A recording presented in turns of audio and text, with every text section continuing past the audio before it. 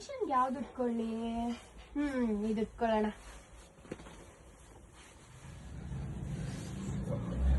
Hello.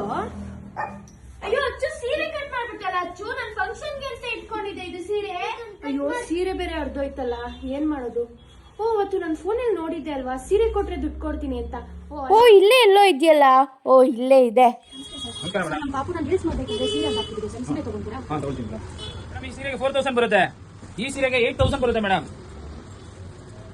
ಈ ಸೀರೆಗೆ 25000 ಬರುತ್ತೆ ಮೇಡಮ್. ಮೈ ಪೂರ್ತಿ ಜರಿ ಇರೋದ್ರಿಂದ ಇದಕ್ಕೆ 3000 ಬರುತ್ತೆ ಮೇಡಮ್.